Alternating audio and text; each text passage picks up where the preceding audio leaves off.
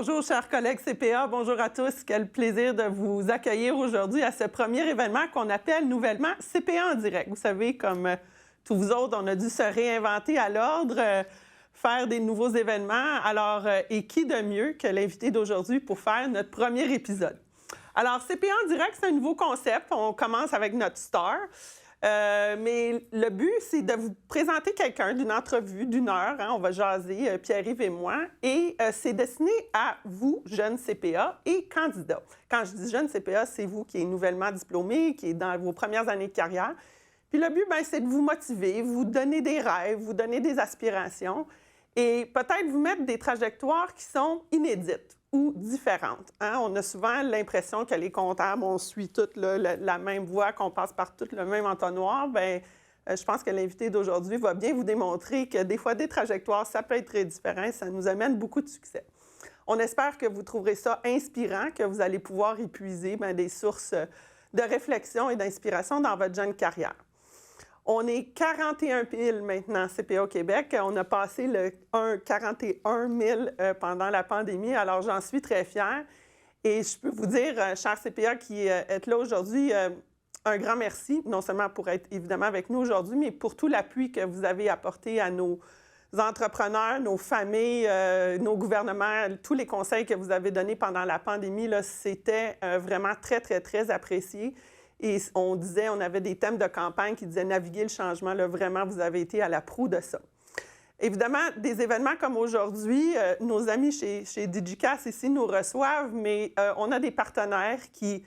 ça a été un de mes plus beaux constats quand je suis arrivée à l'Ordre, comment on a des partenaires d'affaires qui sont engagés et qui ont la profession à cœur. Alors, je tiens à les remercier encore une fois. Vigilis, la personnel Desjardins et le groupe Décimal, à vous tous, un grand merci. Alors, je peux vous présenter Pierre-Yves, mais Pierre-Yves n'a comme pas besoin de présentation, je pense. Lui et moi, vous savez, on se connaît depuis plus de 20 ans, alors ça va être une belle conversation, j'espère. On a du temps pour vous, pour des questions à la fin. Si vous voulez, vous avez une boîte là, à votre écran qui va vous permettre de nous poser des questions. On s'est gardé du temps à la fin de l'entrevue pour y répondre. Et bien avec ça, je te souhaite la bienvenue. C'est super le fun de te retrouver dans ce contexte-là. Je commence en vous disant, vous savez, Pierre-Yves et moi, on se connaît depuis 20 quelques années. Il a été mon junior chez EY dans le temps. Et vous savez, il est tout beau, tout jeune. Il était comme ça il y a 20 ans aussi. Et c'était drôle parce que les clients m'appelaient et ils disaient hey, il est vraiment brillant, Geneviève, le gars dans ton équipe, il est vraiment fort. Mais il y a quel âge? Mais il y a quel âge? Là, les gens me disaient je pense qu'il y a 12 ans. Je disais non, il est vraiment candidat à la profession. Je ne sais pas qu'il avait 20 quelques années dans ce temps-là. Fait que, donc, on a toute une amitié qui s'est liée, Pierre-Yves et moi, depuis ce temps-là. Et on va aborder 4 thèmes aujourd'hui. Un peu ton cheminement, que j'appellerais atypique. Hein? Comment tu t'es rendu, où est-ce que tu t'es rendu? On va parler de nos jeunes temps ensemble, mais après, plus j'essayais de faire fitter Pierre-Yves dans le moule chez EY, moins ça marchait. Fait qu'il a pris sa route, puis il va vous en parler. Je lui ai demandé de nous parler de ses sources de motivation. Qu'est-ce qui te fait que tu te lèves le matin? Je sais que tu te lèves tôt, très tôt, parce que je te vois sur Instagram. Moi, quand je me lève, tu as déjà 3 pauses de fête, là, fait que je sais que tu te lèves très tôt. Moi, j'ai le goût de te demander, je dis tout le temps quand je fais des entrevues comme ça, c'est quoi tes mots de sagesse? Si tu te regardais, là, qu'est-ce que tu aurais voulu que quelqu'un te dise au début de ta carrière? Tes mots de conseil, tes mots de sagesse. Fait qu'on va... we're gonna pick your brain, comme on dit en anglais. Et après ça, j'ai le goût de te parler du futur. C'est quoi la vision de la profession? Tu vois, comment on sent encore qu'il y a une hésitation des fois chez nos candidats ou chez nos plus jeunes de dire est-ce que la profession est plate? Non, elle n'est pas plate. Est-ce que l'ère numérique, ça va nous anéantir? C'est quoi le futur? Comment tu vois le futur? Fait que je te lance la première question. C'est sûr que tu n'étais pas nécessairement destiné à devenir CPA. Quand tu as commencé, comme je disais tantôt, plus on essayait de te faire fitter dans le moule, moins ça marchait. Fait que, qu'est-ce qui t'a poussé à suivre cette formation-là? C'est quoi qu'est-ce que ça a été là, qui t'a dit, OK, oui, je vais devenir CPA, puis qu'est-ce qui t'a poussé vers cette voie-là? Bien, quand tu es jeune puis que tu es bon à l'école, tes parents te poussent vers va chercher une formation générale qui va te permettre de mettre du beurre sur la table. Donc, j'étais allé ingénieur. J'ai commencé en ingénierie, puis après 1 an en génie informatique, j'ai fait c'est correct, là, mais c'est pas moi. Et là, je suis arrivé à HEC, puis au département du registraire, puis j'ai dit je veux me faire créditer des cours. Elle dit, tu veux devenir CPA, laisse faire ça, il n'y a pas de cours complémentaires, le programme est plein. Je dis, fais-toi-en pas, c'est le dernier programme que je vais prendre. Donc, je m'en venais en finance. Et quand j'ai commencé, bien justement, moi, je voulais avoir un programme difficile, rigoureux, qui donnait une ouverture puis qui ouvrait toutes les portes, évidemment. Je ne voulais pas m'enfermer. Donc, finalement, je me suis retrouvé CPA. J'ai signé chez Ernst & Young, puis je me suis rendu compte que la base de tout le reste, c'était ça. Ouais. Et donc, les gars en finance se faisaient dire qu'ils ne connaissaient pas la comptabilité. Les gens de marketing se faisaient dire qu'ils ne connaissaient pas leur marge. Ouais. Donc, nous, on arrivait tout le temps, hein? Bon, les nerds de la gang, c'était nous autres. Puis moi, j'étais nerd, donc ça me collait à la peau. C'est drôle parce que moi, je dis souvent ça, tu sais, la comptabilité, c'est comme une vision à 360 du monde. C'est une école sur le monde des affaires. C'est quoi ton plus beau souvenir d'études? T'as-tu, comme quand tu es devenu CPA, t'as vu... Le plus beau souvenir, je peux pas dire, c'est quand j'ai eu le résultat que je passais l'examen. Je vais être bien honnête avec toi. C'était comme... Mais sinon, je te dirais que c'est les activités parascolaires. Moi, j'étais dans le journal, dans la radio, j'étais dans le comité CA qui est devenu CPA. Et moi, ça m'a permis de développer des relations avec des commanditaires, développer des relations, d'écrire rapidement, de pondre des opinions tempérées, réfléchies, ordonnées. Et de m'impliquer dans avoir un purpose, d'avoir un sens. Quelque chose de plus grand que toi. C'est ça, puis d'être dans un sentiment de quelque chose, tout en sachant que l'université, c'est un moment, puis que les gens qui sont autour de toi sont les 200 amis que tu as. Il va peut-être t'en rester 2 vrais, mais que c'est un moment de faire des relations d'affaires, déjà. Puis ton passage en cabinet, c'est quoi le rôle dans ton parcours de ça? Qu'est-ce que ça t'a donné? C'est quoi la valeur que, tu sais, avec le recul 20 ans plus tard, tu portes sur ce passage-là? En tout cas, j'espère qu'au moins, je t'ai formé pas pire. Oui, mais c'était rigoureux, c'était difficile, c'était exigeant. Mais on dit tout le temps, puis ceux qui l'ont fait, c'est la meilleure école parce que tu vois l'envers des compagnies avant d'aller dedans. Imagine, tu sors de l'université, tu te dis, je rentre chez le Canadien de Montréal, je rentre chez Hydro-Québec, et là, tu vas vivre une réalité d'entreprise. Quand tu es en audit, c'est que tu les vois toutes. Tu vois l'arrière. Puis ça m'a appris à voir que le business to business, qui n'est pas vu par le client moyen, est excitant. Il y a ça. Deuxièmement, mon partenaire d'affaires le plus fort, c'est Paul-Antoine Jeté, aujourd'hui, avec qui je travaille. Qui était là dans le temps. Qui était là dans le temps. Oui, avec qui on a travaillé tous les deux. Je disais ça hier, il dit, garde, le passage en cabinet, je t'ai rencontré. Puis je dis, moi aussi, dans le fond, je dis, sans ça, on n'aurait pas croisé nos chemins. Là. Mais notre amitié, puis la relation d'affaires, on travaille ensemble depuis 20 ans. Et l'autre point, c'est vraiment aussi de dire, apprendre à savoir ce que tu aimes et ce que tu n'aimes pas. Quand tu vas sur plein de mandats, tu rencontres plein de monde différents, tu finis par connaître ce que tu es et ce que tu veux. Donc, moi, le net est positif. Cool. Quand tu es parti, je pense que tu allais faire un bac en journalisme. Non, moi, j'ai fait un certificat en même temps que j'allais travailler comme consultant. C'est ça. Puis, tu as développé, c'est à partir autour de ces années-là où tu es devenu chroniqueur. Puis là, tu as vraiment développé, moi, ce que je trouve qui est remarquable, là, une habileté pour faire de la littératie financière à monsieur, madame, tout le monde, là, grand public. Qu'est-ce qui t'a porté vers ça? Pourquoi c'était important pour toi d'aller vers cet aspect-là de littératie financière? Parce que c'est clairement quelque chose là, qui a été un peu le fil conducteur dans ta carrière depuis. Sans le savoir. Sans le savoir, peut-être. Ouais. À l'origine, c'était... je voulais avoir un sens à ce que je faisais. Puis moi, je suis devenu prof, à un moment donné. J'enseignais en même temps que je faisais les cabinets, je faisais autre chose. Donc, j'enseignais, donc j'apprenais à vulgariser, puis à enseigner à du monde. J'adorais ça. Mais dans le monde universitaire, j'avais l'impression que les gens faisaient des recherches, surtout en administration, dont le but était de se créer une carrière, d'avoir des articles publiés qui servaient à être titulaires, qui servaient à une notoriété universitaire. Okay. Mais le commun des mortels, je trouvais qu'il ne goûtait pas à ce que ça servait. Et donc, je dis, moi, ce que je veux, c'est être publié et que ça serve à quelque chose, pour plus de monde. Donc, au lieu de faire une stratégie de niche, j'avais une stratégie de diversification et de masse. Et donc, j'ai aimé ça, faire ça. Et donc, ça a commencé comme ça, puis j'ai fait mon diplôme en journalisme en même temps, mais pas nécessairement dans un but de carrière. C'est que j'ai eu des opportunités, puis une autre opportunité.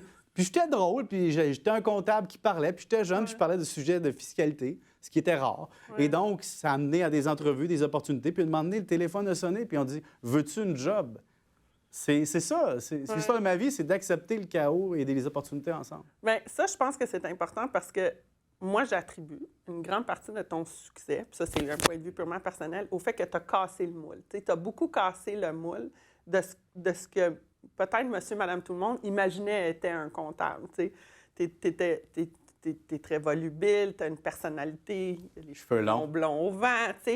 Même ma belle-mère tripe sur toi. Tu sais, fait que Pierre-Yves, tu as eu cette habileté de devenir un peu une star, tu sais, une personnalité publique. Je suis sûre que tu n'avais pas planifié ça. Comment tu vis ça? Tu sais, comment tu vis ça? Je sais que tu as on te lance beaucoup de fleurs, mais je suis sûre qu'on ne te lance pas beaucoup, juste des fleurs, puis que tu dois vivre cette critique-là. Comment tu vis ça? Mais la première critique, c'est il ne faut pas oublier, quand j'ai commencé, j'avais des lunettes en métal, j'avais des broches, puis les cheveux, ils repoussaient des avoir rasés en 2009. Tu sais, ça, c'était ma vie de base. Ouais. Donc, moi, j'étais nerd. Je suis resté nerd dans ma tête. Donc, moi, ça a toujours été, je vais être tel que je suis, puis je continue mon chemin. Mais les critiques, les premières que j'ai eues, en fait, c'est des critiques qu'il a fallu que j'accepte, c'est que le contenu de ce que tu fais est simple pour 3-4 de la population. Et tes confrères, tu ne dois pas faire une chronique pour tes confrères. Au début, je voulais que mes confrères comprennent des choses, qu'on pousse plus en réflexion ensemble. Puis là, Paul Arcand me dit « Hey, il dit, la dame qui t'écoute dans son auto, avec une oreille puis elle regarde la route, elle doit écouter quelque chose. » Donc, j'ai appris à justement m'ajuster. De ta bulle, peut-être. Sors de ta gang et parle à l'autre gang qui est la majorité du monde. Et deuxième chose, c'est que tu ne peux pas faire plaisir à tout le monde.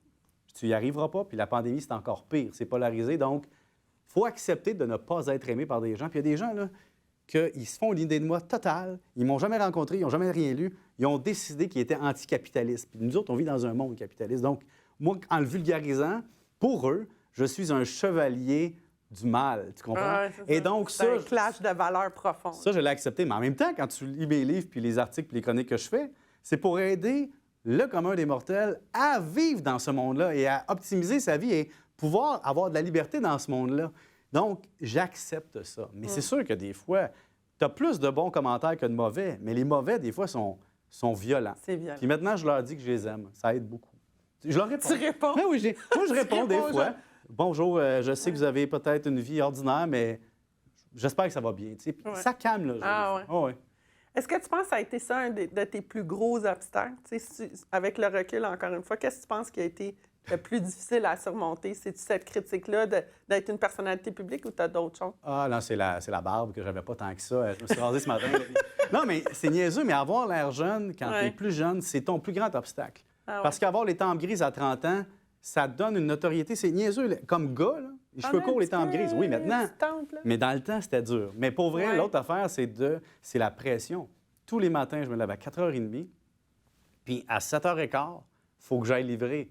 Mais c'est tellement différent d'un mandat de comptable parce qu'un mandat d'audit, c'est tu as des mandats, ils finissent jamais parce que tu attends les affaires pending des clients. Tandis que moi, quand ma chronique est finie, on passe à autre chose. Ça, j'aimais ça. Donc ça me nourrit. Mais les obstacles, c'est plus aussi que c'est de l'incertitude. Moi, j'avais peur, quand j'étais jeune, de ne pas avoir le même travail toute ma vie. Et aujourd'hui, j'ai peur d'avoir le même travail toute ma vie. J'ai changé. Quand tu ne voulais pas avoir le même travail toute ta vie? Non, quand j'étais jeune, là, je voulais de la sécurité. J'avais peur. Je voulais payer mon loyer. Je voulais gagner 50 000. Tu sais, c'était comme... Je voulais être sécurisé. Le Yellow Brick Road devant toi. Tu m'aurais donné une job chez Hydro-Québec de fonctionnaire avec un régime de retraite. Là. Ça, là, c'était le dream pour moi d'être sécurisé. Oh, mon Dieu. Puis là, c'est complètement l'inverse. C'est l'inverse. Je veux être challengé tout le temps. Je veux des nouvelles opportunités. Donc, c'est ce changement-là qui était dur. Accepter de dire, je fais le saut. Je lâche ma job dans une banque puis je m'en vais comme enseignant. Je lâche ma job d'enseignant pour devenir chroniqueur. Il n'y a rien de plus éjectable qu'un chroniqueur. Et là, j'ai appris à vivre avec l'incertitude. Avec l'incertitude. Puis est-ce que tu dirais que tu as appris à vivre avec l'ambiguïté aussi?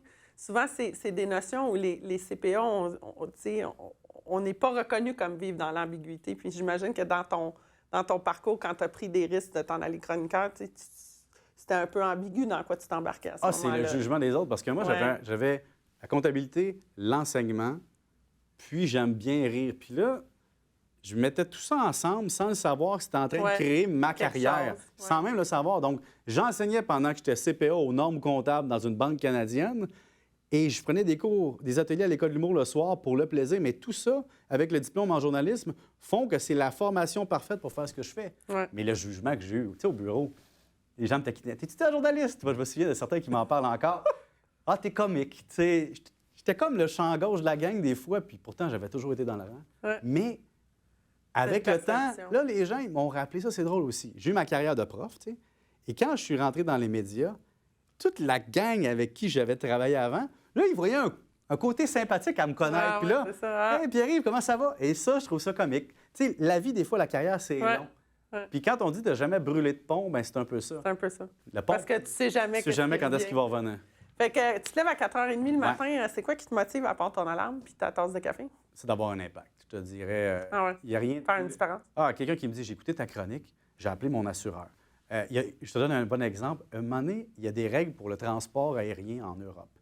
Puis là, il y avait un club de patineurs artistiques qui se sont fait dire à cause de la chronique que je faisais qu'ils pouvaient réclamer le fait que les vols avaient été retardés, un dédommagement en Europe. Ils ne savaient pas. Là, elle m'écrit, puis elle me dit, Pierre, on a tous eu une coupe de 100$ à matin à cause de ta chronique. Ah, là, tu as bon. un purpose, tu sers à Ouais. quelque chose. Ouais. Puis les livres, c'est la même chose. Quelqu'un qui lit mon livre, 5 ans plus tard, m'écrit, hey, il y a 4 ans, j'ai lu ton premier livre. Là. J'ai commencé à mettre de l'épargne. Puis aujourd'hui, là, j'ai perdu ma job. Et sais-tu quoi? Il dit, j'ai bien 30 000 content. Ah ouais. Il dit, je suis correct. Puis ça c'est le C'est plus ça beau qui te cadeau. nourrit. Ouais.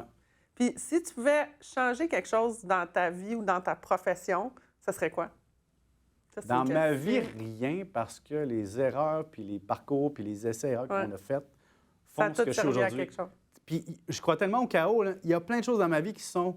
J'ai fait telle entrevue, ça donné telle opportunité, j'ai accepté tel mandat de consultation. Donc, Ouais. tout ça t'a bâti, puis ils font que tu es arrivé là. Tu me demanderais, il y a 20 ans, retourne, puis recommence, ça se peut que ça ne fonctionne pas. Parce que si change une virgule, ça change tout le reste. Fait, au niveau professionnel, ça ne change rien. Puis au niveau personnel, ben, tes erreurs ou tes épreuves te font devenir ce que tu es. Puis je vois souvent les erreurs ou les échecs comme un vaccin. Le deuil, là, tu t'habitues à ça. Et donc, c'est comme une petite shot de souffrance. En Ouais. vieillissant, tu as un sac à dos qui est de plus en plus pesant. Ouais.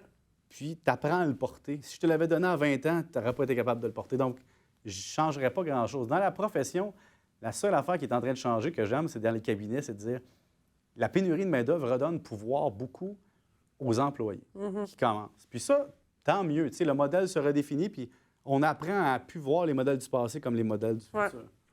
Est-ce que tu penses que garder un équilibre, c'est un défi? T'sais? On parle tout le temps. Moi, j'appelle ça la gestion du chaos. Tu as Ouais. l'air d'avoir un concept de chaos aussi, Ouais. fait que je pense qu'on s'entend bien là-dessus. Mais comment tu réussis à gérer tout ça? T'sais? C'est quoi? T'as-tu un secret? T'as-tu ou c'est comme un peu moi j'appelle ça la gestion du chaos? En fait, j'avais fait une entrevue demandée avec une comptable. C'était une comptable, une fille à la Caisse dépôt qui s'appelait Audrey Ducharme. Elle n'était pas comptable. Puis elle nous a fait une entrevue dans notre cours que j'enseignais au cégep. Elle disait j'ai accepté le chaos, j'ai accepté le déséquilibre. Ouais. Moi, je trouvais ça intéressant. Parce qu'elle, elle avait accepté de dire le marketing de l'équilibre, ça n'existe pas. Ouais, c'est Et ça. donc, Je suis d'accord avec ça. moi. Donc, Tu vends décides. quelque chose qui est jamais atteignable. en Ça fait. n'existe pas. L'équilibre, Ouais. c'est tu décides à quel niveau. Bon. C'est ça. Mais moi, ce que j'ai trouvé comme équilibre, que j'acceptais pas avant, c'est de prendre des pauses. Puis là, j'ai 42 ans, je commence à faire ça. Pour prendre soin de ma tête. Je parle pas de les cheveux, je parle de la tête ici. Donc, faire de l'exercice, mieux manger, contrôler la quantité d'alcool. C'est niaiseux, mais je vois l'impact sur ma capacité à prendre du travail. Puis les enfants m'ont forcé à faire une pause. Tu sais, quand tu as un enfant, puis tu le regardes puis tu veux jouer avec, Ouais. il faut que tu te débranches. Ouais. Mais si tu n'as pas de kit, des fois, tu es incapable de décrocher de l'emploi. Donc. Très dit ça. Mais le chaos, j'aime ça. Moi, j'aime ça, la pression. Quand j'étais étudiant, je faisais les travaux les plus loin en premier pour me mettre de la pression. Ah ouais. Quand je finis un projet, Parce que tu es plus productif comme ça. puis quand je veux un projet, what's in it for me après? Qu'est-ce que je fais après? C'est quoi? What's next? Fait que je publie un livre le matin de la publication. C'est comme si l'excitation est tombée. OK, après ça, c'est walk in the park. Maintenant, Ouais. What's next? Ouais, puis c'est j'arrête pas. Je me dis, je vais, Ah, je vais- ouais. je vais me- je vais me gérer quand je vais être plus vieux. Je vais en demander moins, mais non. J'aime ça. ça. Puis, dans 10 ans, t'es rendu où? Tu fais quoi?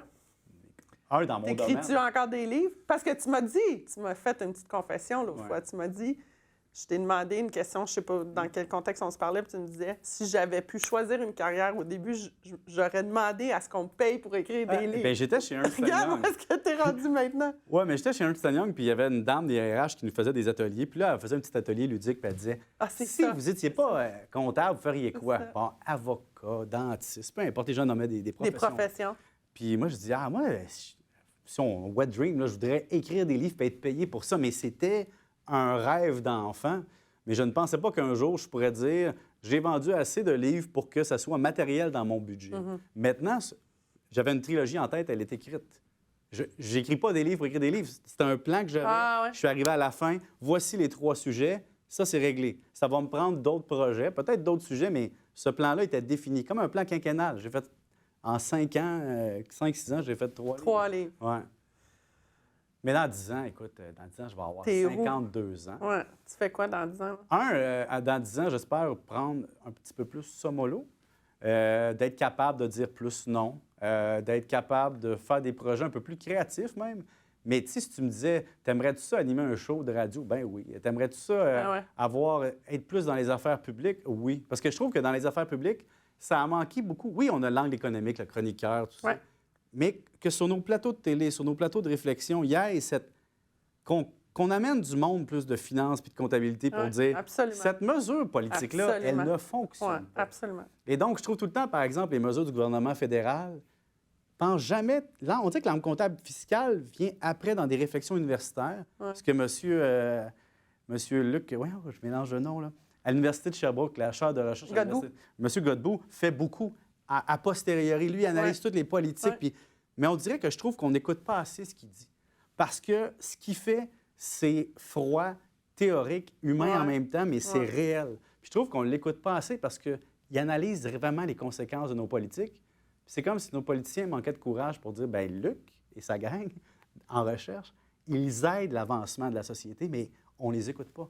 Oui, nous autres, c'est quelque chose, moi, ça me tient à cœur particulièrement parce que c'est quelque chose qu'on essaie de faire à l'ordre. Quand je suis arrivée à l'ordre, c'était de dire faire porter la voix de la profession sur des enjeux comme la maltraitance financière des aînés.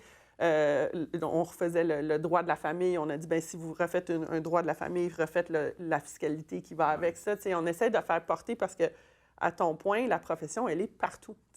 À la fin, là, tout revient, ou à peu près à un chiffre. Fait que moi, j'aimerais bien ça qu'un jour, tu deviennes une espèce de porte-parole comme ça de ces enjeux-là sur la place publique parce que ça fait porter la voix de la profession, absolument. Même présentement, quand je fais une chronique, je sais qu'en amont, ça influence des politiciens des fois. Donc, par exemple, je reçois un téléphone après, disait hey, on n'avait pas vu ça de même. Ou il y a des think tanks qui émettent des opinions, comme une moment donné, il y avait l'Institut économique qui avait sorti un matin, il dit bon, on devrait pouvoir investir dans notre CELI des entreprises privées, tu sais.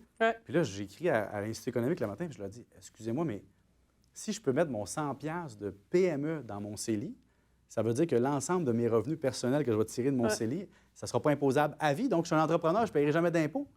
Là, il y a eu silence au bout de Il n'y avait pas pensé. Les autres avaient mis ça across Canada, mais il n'y avait pas pensé. Donc, c'est ça que j'aime de dire, regardez, là, quand ça ne fonctionne pas, on le dit tout de suite.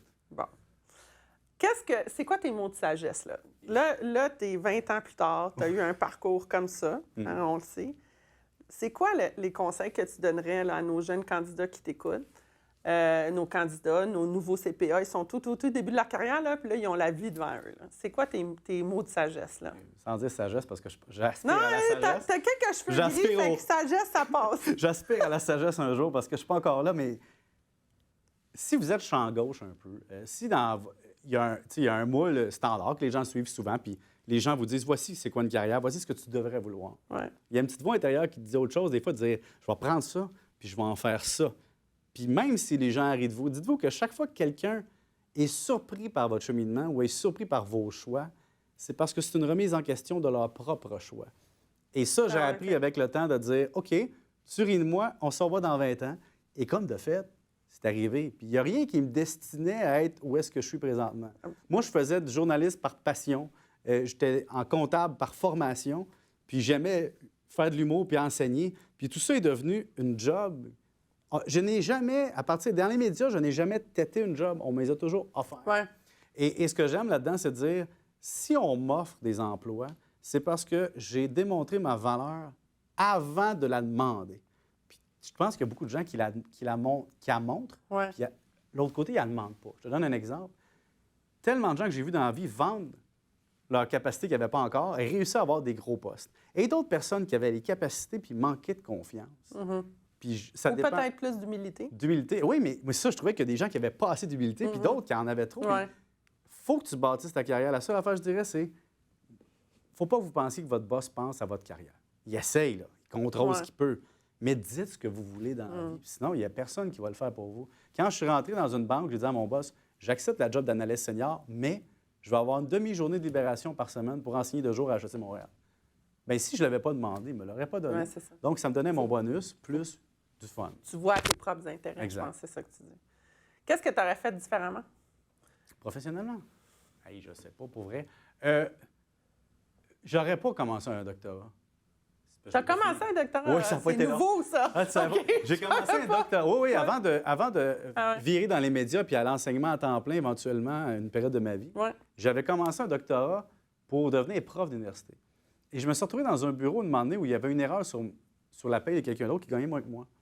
Et les gens ont dit, bien, Pierre-Yves, tu as un contrat signé, mais la personne, tu as une dame, cette personne-là gagne moins que toi. Donc, on va te baisser parce que c'est pas juste. Je dis, bien là, j'ai un contrat signé. Là. Puis on m'a dit, veux-tu te battre contre l'institution qui va te décider si tu as un job plus tard? Et ça a allumé dans ma tête une lumière incroyable de dire, ça va me prendre 7 ans à avoir un job temps plein, puis c'est mes collègues de travail qui vont décider si oui ou non je mérite d'avoir un job. Je me suis rendu compte que j'avais besoin de contrôler ma vie. D'autonomie? D'autonomie. Donc, ça, j'aurais pas perdu Pas perdu, ça a été un apprentissage, là, mais j'aurais pas fait le saut au doctorat sachant ça. Je suis resté là 6 mois, puis je suis reparti. Mais ça m'a servi à aller au cégep après, puis enseigner. Ouais. Ça a servi à quelque chose. D'autres choses? Écoute, tu sais, je parle beaucoup, hein, tu le sais. Il y a des fois... On s'entend bien, c'est pour Il y ça? a des fois que, tu sais, j'ai appris que j'étais comme un peu hyperactif intellectuellement. Un peu. Oui, mais je l'ai accepté. Je l'ai accepté. Et ça fait que des fois, tu dis des choses. Ouais. Hey, moi, j'arrive dans un milieu comptable, dans un bureau où est-ce que les gens sont stricts. Tu as toute la culture anglophone, culture francophone qui se mélange, la richesse, les classes moyennes. Puis moi, j'arrivais avec une espèce de personnalité un peu... Qui ne fitait pas dans le moule. Oui, mais j'étais quand même petit nerdy. Je voulais être à ma place. J'étais dans mon petit bureau, mais j'avais besoin de faire des folies un peu. Puis j'ai pris un cours de personnalité difficile au MBA, puis ça, j'ai aimé ça.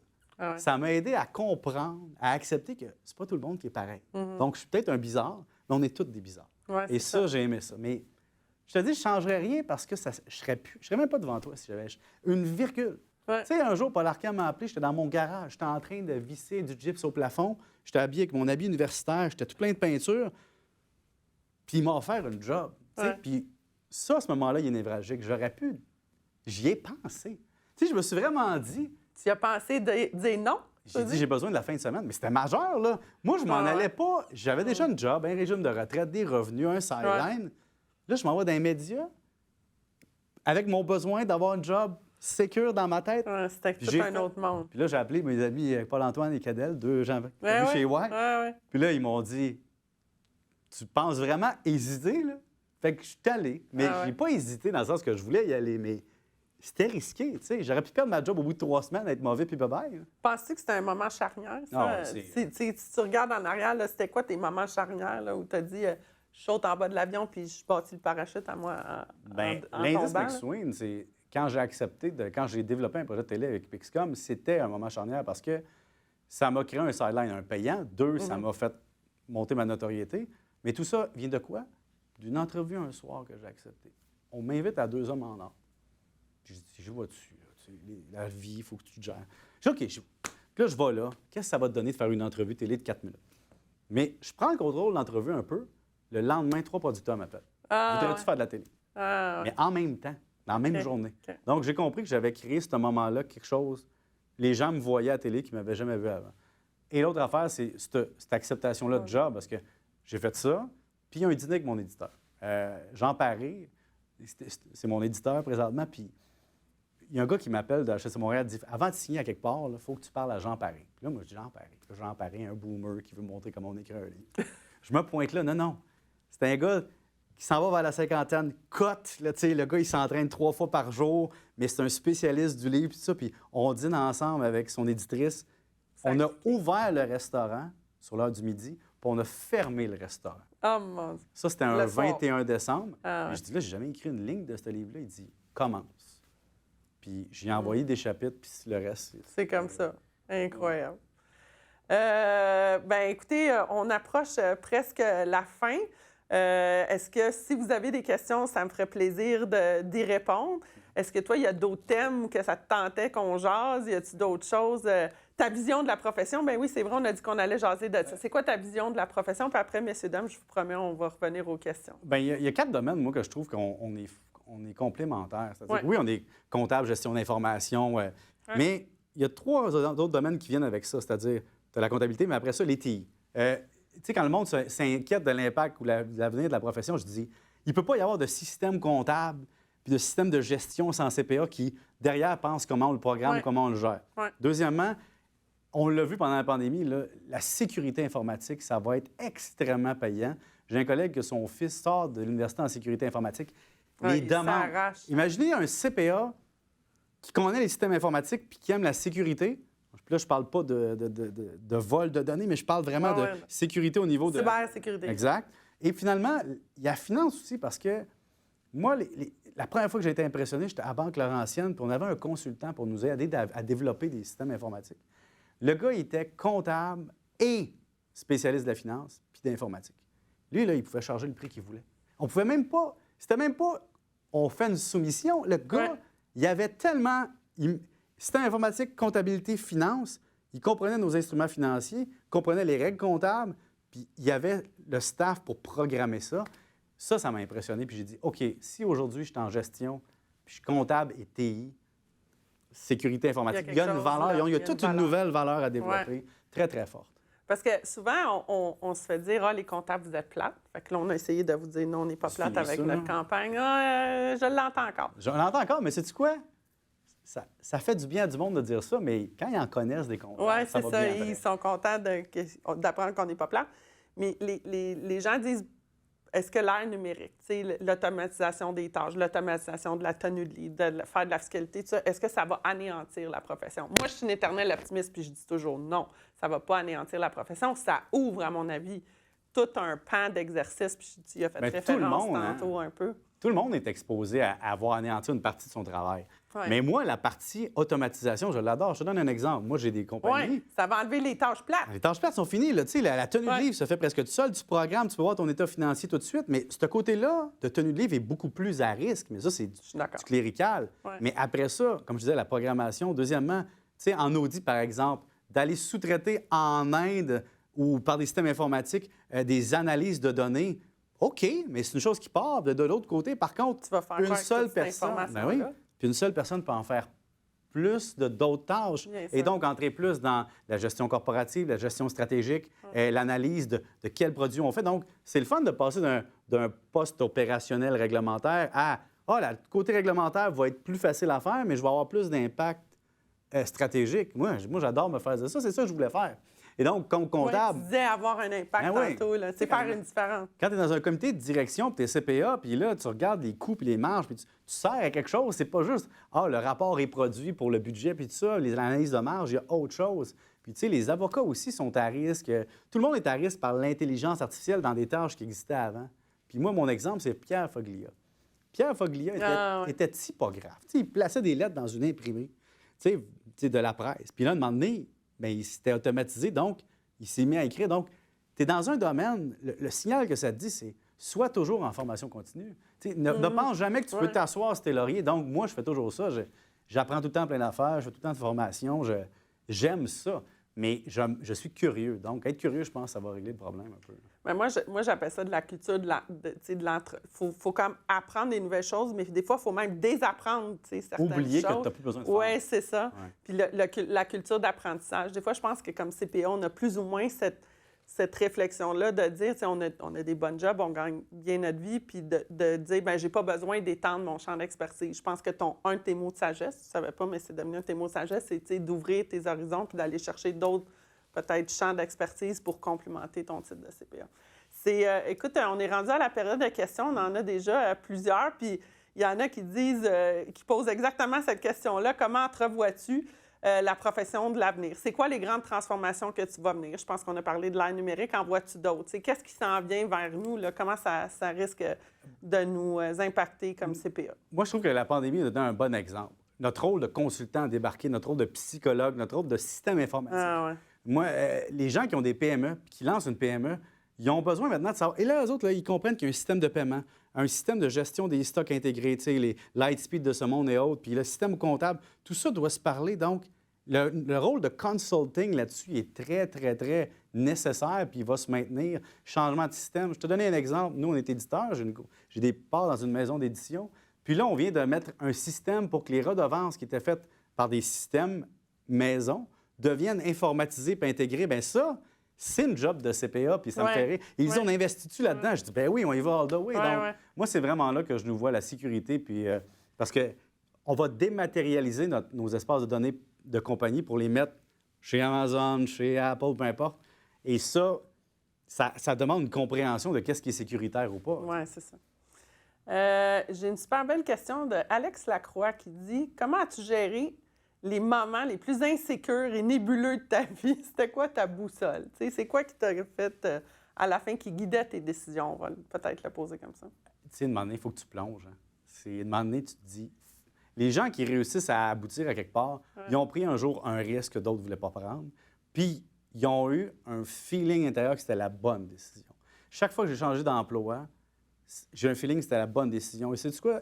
L'affaire qui m'a le plus nourri quand j'étais jeune, je travaillais chez McDonald's, puis un fast-food qui m'avait offert une job, je l'ai pris. Tu as travaillé chez McDonald's? Ah oui, j'ai travaillé, puis après ça, j'ai travaillé dans une pataterie. OK? Puis dans la pataterie, là, il me faisait travailler comme un fou et tout ça, puis je me suis dit, tu vois, ça, c'est une mauvaise décision. Tu as été attiré par l'argent, mais ça nuisait à tes études au reste. Et donc, cette petite parcelle de vie-là m'a servi après ça à dire, ne sois pas trop excité par une offre qui a de l'air belle, pèse les pour et les contre. Et ça m'a nourri chaque fois. Ah ouais. Vraiment. C'est pour ça que même Paul Arcand, j'avais hésité, parce que j'ai dit, n'oublie pas la pataterie en 1997. Ah ouais. Fait qu'on parlait de tes moments charnières tantôt, la pataterie, ça en est Ça s'appelait la poutine olympique, mais là, ça n'existe plus aujourd'hui. On a parlé beaucoup du monde en cabinet, parce que c'est un peu le monde où on vient. Tu sais, aujourd'hui, on a des milliers de CPA qui ne travaillent pas en cabinet, qui n'ont plus à passer par là. C'est quoi, comment tu vois l'avantage, ou peut-être qui est différent de passer par le volet entreprise que passer par le volet cabinet? Quand tu sors de l'école, tu penses souvent au titre. Là, je peux avoir mon titre sans faire l'audit. Tu sais, c'est souvent ça. Là. Moi, je dirais que le cabinet, vraiment, c'est apprendre à voir le behind the scenes des entreprises. Parce que sinon, tu vas rentrer dans une entreprise, tu vas avoir vu 4-5 premières années de ta carrière, un seul modèle d'affaires, un seul modèle de gestion. C'est de voir quel genre de monde pour qui tu veux travailler, pas travailler, le genre d'entreprise, et de comprendre que derrière les entreprises que tu connais, il y en a plein d'autres qui sont peut-être plus motivantes au niveau business que celles qui sont sexy au niveau du produit. Moi, j'étais auditeur des Expos puis du Canadien. OK? Ce qui est quand même glamour pour les gens. Quand même, là, c'est pas pire. Mais quand j'arrivais à l'intérieur des entreprises, je peux pas dire que c'est les entreprises que je trouvais les plus sexy pour travailler à l'intérieur, parce que j'avais vu le behind the scenes. Et l'autre affaire, c'est le réseau de contacts. Tu sais, aujourd'hui, je prends tous les gens que j'ai rencontrés en cabinet d'audit, parce que, contrairement en entreprise, ils grandissent pas tous pendant 5, 10, 15 ans. Ils sont tous partout. Il y a des entrepreneurs, il y a des gestionnaires à caisse de dépôt, il y a des gens qui sont profs, il y a des gens qui sont rendus en Abitibi, il y a des gens qui ont inventé il y a tout plein d'affaires, mais ils sont tous à quelque part. Et aujourd'hui, on a tout ce sentiment d'appartenance, d'avoir été ensemble. Dans le même mood à un moment donné, puis on peut tous se rappeler. Je ne sais pas pourquoi. Ah, t'es passé par les cabinets, t'es passé par EY, ouais. Hey, Pierre, ça fait 10 ans qu'on s'est parlé, mais on a travaillé ensemble chez EY, oui, je me souviens. C'est tellement marquant c'est une famille. Que ça reste. C'est pas nécessairement tes grands amis, mais il y a un respect mutuel. Puis ceux qui sont en entreprise, comment tu vois, c'est différent, c'est un parcours qui est différent. C'est quoi les avantages? Moi, je pense aux gens qui n'ont pas ce volet peut-être plus service public ou protection du public, qui sont plus peut-être entrepreneurs, gestionnaires. Le volet entrepreneurial, d'aller directement dans l'entreprise sans passer par le cabinet est attrayant pour des gens qui fitent moins dans le moule, peut-être. Bien, il est attrayant pour deux choses. Un, c'est plus sécuritaire parce que tu arrives dans une structure qui est, tu apprends un job, puis c'est dans un pipeline. Tandis qu'en audit, c'est que tu es tout le temps en train de faire d'autres clients. Donc ça, c'est sécurisant pour des gens qui aiment ça. Deuxièmement, c'est que tu peux avoir la vision d'une progression à très long terme dans une entreprise. Le côté obscur de l'entreprise, c'est la reconnaissance que tu vieillis de moment donné. Tu sais, quand tu es dans une entreprise, tu rentres là à 22 ans, puis que ton boss, il te voit comme le kid qui rentre, à un moment donné, tu es rendu à 32 ans, à 27 ans, tu mérites une opportunité. Et là, c'est tout le temps ça, quand je dis de gérer ta carrière. Là, en entreprise, il faut que tu apprennes à dire ce que tu veux, où je veux aller, quel mandat m'intéresse, dans quel département je voudrais changer, et de dire à la direction, je vais être fidèle à long terme si vous me donnez l'opportunité de faire ce qui me tente à un moment donné, puis que vous pensez à moi. Puis des fois, en entreprise, il faut changer d'employeur pour que ça arrive. Tu vas être sexy pour le voisin, puis ils vont aller te rechercher après. Tu vas aller travailler 4-5 ans ailleurs, puis ton ancien employeur va dire, sais-tu quoi? C'était toi le meilleur, mais là, on l'a vu, bien, ils vont te rechercher. Donc, c'est un pattern d'entreprise différent. On a des candidats maintenant qui entrent dans la profession différemment de comme toi et moi, on l'a fait. Il y en a pour qui c'est une deuxième carrière. Il y en a qui ont fait leur titre plus tard. Puis on a une question. d'une dame qui dit « As-tu des conseils pour une CPA? » Donc, qui est nouvellement CPA, mais qui a 40 ans. Donc, qui a peut-être, ou qui aura 40 ans prochainement, tu sais, qui est comme dans un autre moment. Mais tu sais, moi, je travaillais avec Manon Gauthier, qui était ça. Elle avait 37 ans. Ouais. Puis elle était nouvellement CPA, puis je pense qu'elle était rendue chez Gaz Métro. Je sais pas, elle est rendue aujourd'hui, mais tu vois, elle, c'est juste qu'elle s'était mise dans le mood d'accepter qu'elle était avec des kids. C'est juste ça, la différence. C'est que je pense qu'il faut que tu acceptes de dire « Je vais être vraiment plus mature par ailleurs dans la vie. » Mais les kids vont m'apporter autre chose. Mais le seul conseil que j'ai à dire, c'est que, c'est ça, c'est que tu n'es pas dans le même... C'est pas le même monde. C'est des enfants, là, quand tu sors. Bien, pas des enfants, mais tu sais, moi, j'avais 22 ans, là, on sortait le jeudi soir. 22, 23 ans, on sortait le jeudi soir sur Crescent, puis on brûlait notre argent, puis je suis plus le même aujourd'hui, là, tu sais. Ouais. Et tu as besoin de vivre d'intensité, puis quand tu es plus âgé, puis tu as une vie plus rangée, parce que... Faut accepter ça. Faut accepter ça, puis il faut prendre ce qu'il y a à apprendre des jeunes aussi. Ah ouais. Il y a quelqu'un, là, on demande de faire de la prédiction de ta vie plus tard, une petite carrière en politique. Pierre-Yves, y as-tu pensé? Il faut tellement être parfait en politique. Puis il faut tellement être... Oui, parce que là, c'est le spotlight. Hey, le spotlight... Pas droit d'erreur. On a une photo de toi sous chez EY il y a 22 ans. Non, mais on niaise le métier. Non, mais c'est vrai. C'est ça. Deuxièmement, il y a le spotlight, mais il y a aussi on te demande d'être un robot. Puis on te demande surtout de ne pas sortir de la ligne de parti. Moi, il faudrait que je sois un indépendant. Puis encore là, ça ne marche pas.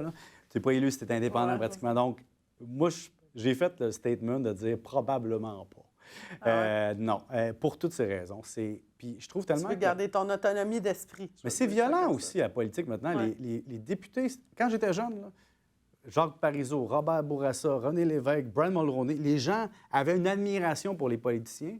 Puis aujourd'hui, avec les réseaux sociaux, puis les politiques, puis la réalité d'aujourd'hui, les gens sont tellement violents envers les politiciens. C'est incroyable. Moi, j'ai beaucoup de misère avec manquer de respect à quelqu'un qui dit « Je donne ma vie en partie pour le service public, pour tenter de changer les politiques pour nous aider comme société. Puis tout ce que j'ai, c'est... » Te faire lancer des tomates. Te faire lancer des tomates. Moi, j'aime beaucoup le rôle médiatique. De dire « Je vous lance un ballon d'essai d'idée, appliquez-le. » Fait que là, j'ai trouvé une faille fiscale dans les crédits d'impôt pour le droit de la famille. Puis il faut que je fasse changer ça au niveau des instances politiques. Bien, j'essaie de le faire.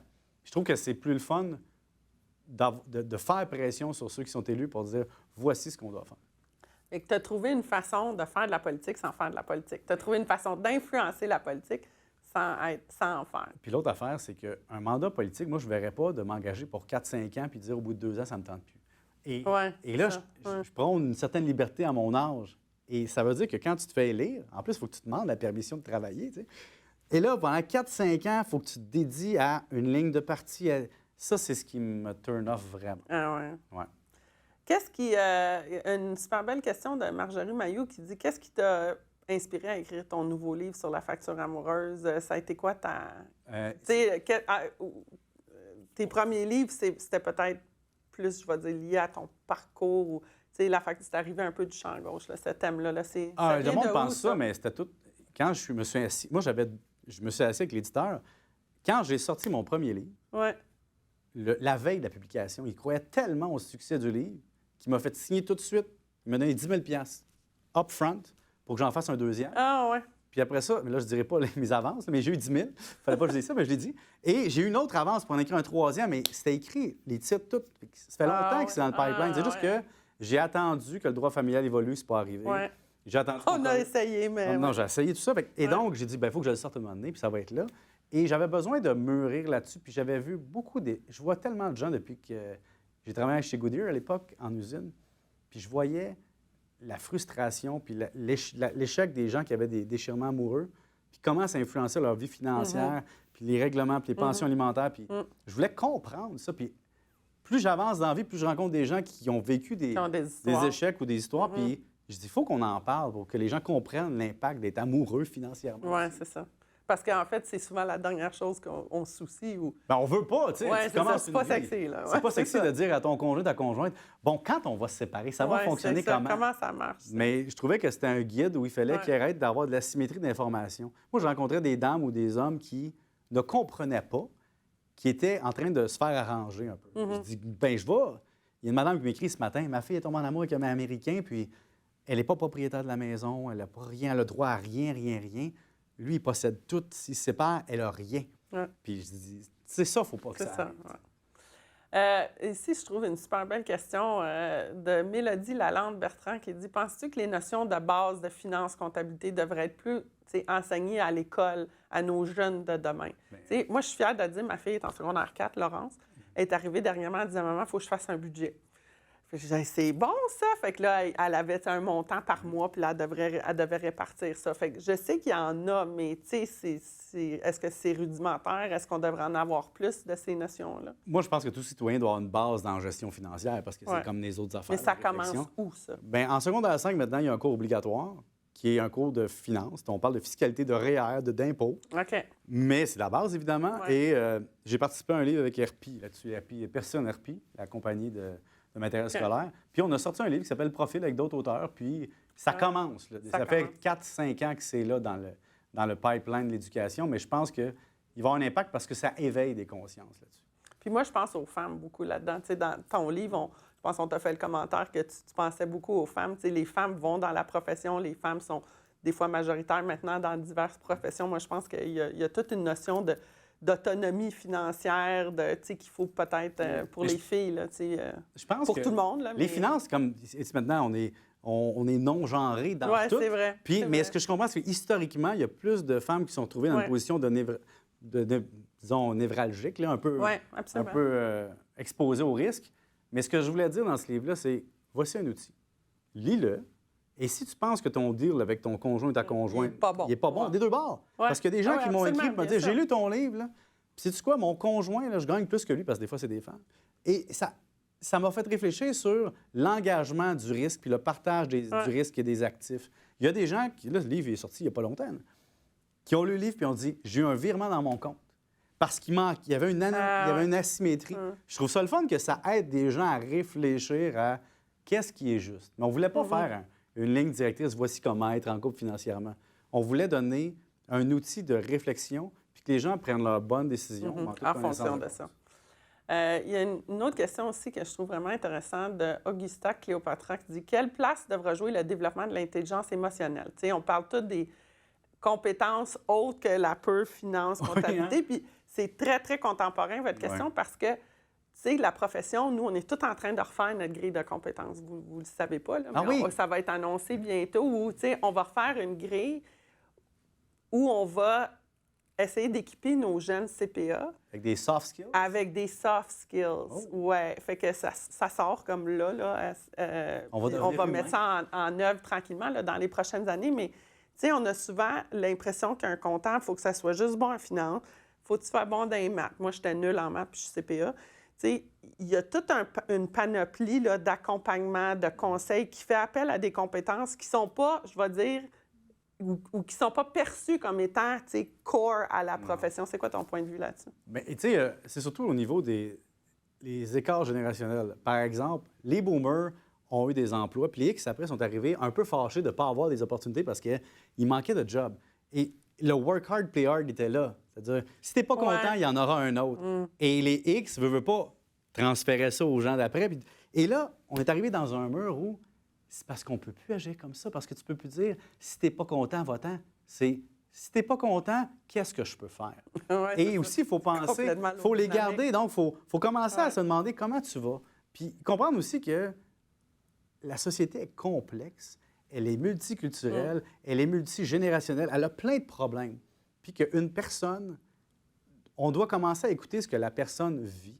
Puis c'est plate, des fois, les prendre juste avant que leur vie dérape, puis de montrer qu'on est là, tu sais. Puis c'est quelque chose qui était tellement pas, moi, quand j'ai commencé de... Non, c'était pas sur notre radar. Ça faisait pas partie des... Puis après ça, tu sais, moi, j'ai fait beaucoup de recrutement. À un moment donné, tu as senti que là, ça commençait à avoir un chiffre, mais ça n'a pas été... C'était pas ça qui faisait qu'on avait une job au début, là. Bien, je te donne l'exemple. Tu sais, je donne l'exemple qu'on a vécu. Geneviève, c'était ma boss. Fait que là, elle gérait un de mes mandats, mais tout était ma mentor. Et il y en avait d'autres. Puis là, à un moment donné, là, je paniquais. Puis là, tu m'appelles. Là, Pierre-Yves, tes stats sont élevés. Tout ça, ça va-tu bien? Dans le sens que j'étais très chargeable. Je m'inquiétais pour toi. C'est ça. Puis là, tu dis, respire. Je dis, mais Geneviève, là, j'en peux plus. Là.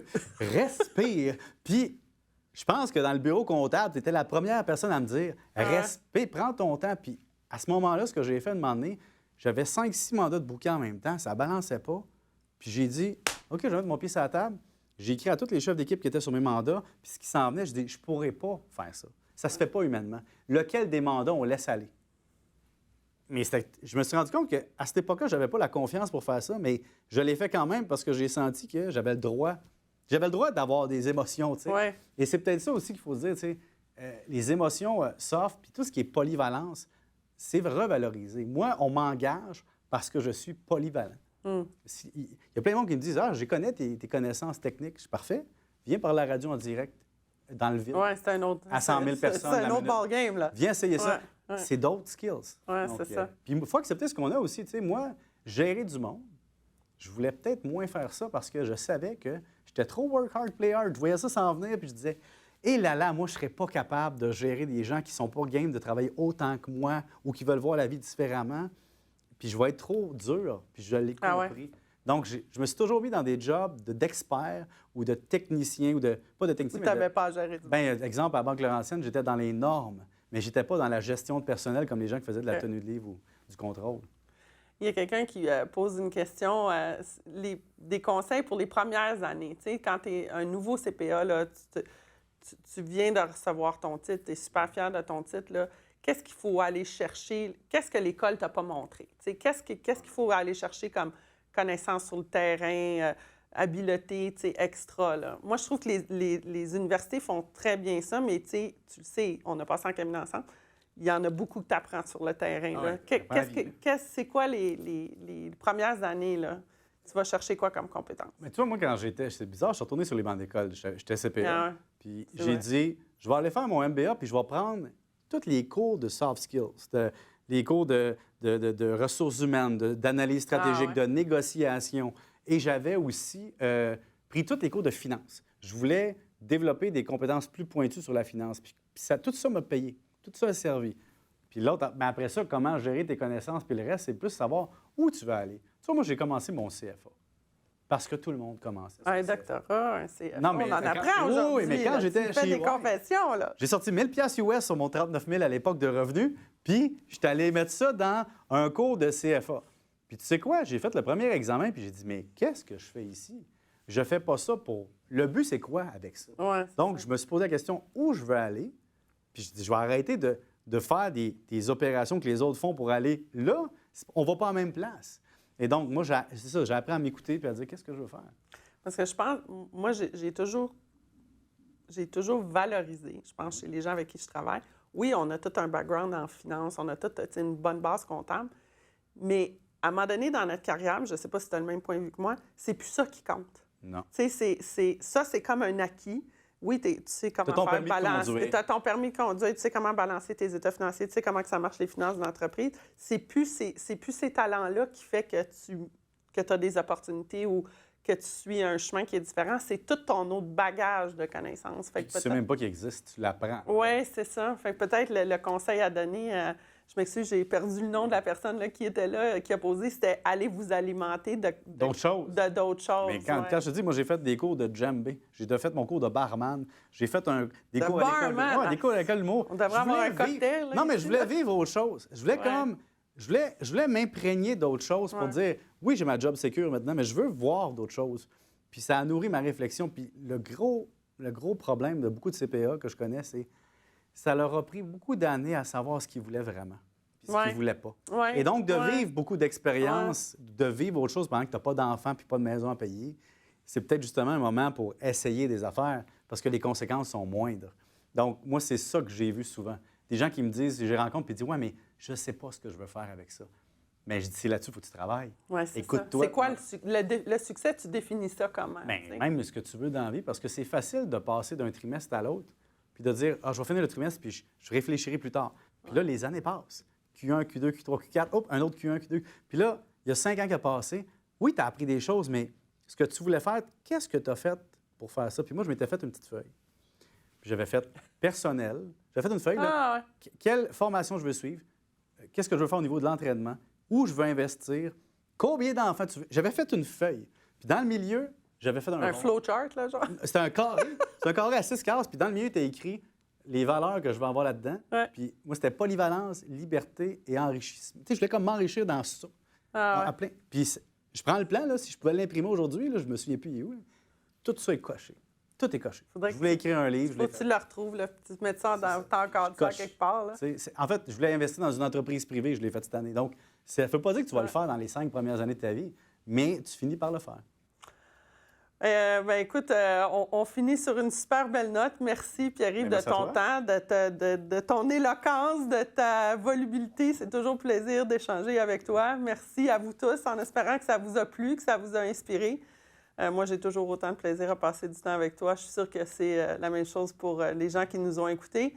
Encore une fois, je tiens à remercier sincèrement nos partenaires, Desjardins, La Personnelle, Vigilis et Décimal. Sans eux, Pierre-Yves ne serait pas là, moi non plus. Alors, du fond du cœur, merci, chers partenaires. On va vous envoyer un sondage. C'est notre premier événement. Alors, on aimerait ça aller chercher votre rétroaction si vous aimez ça. Et puis, je pense qu'on va vous donner un lien là, à droite de votre page pour nous répondre. Pierre-Yves, merci encore une fois. Puis à la prochaine. Boss! Au revoir tout le monde. Salut.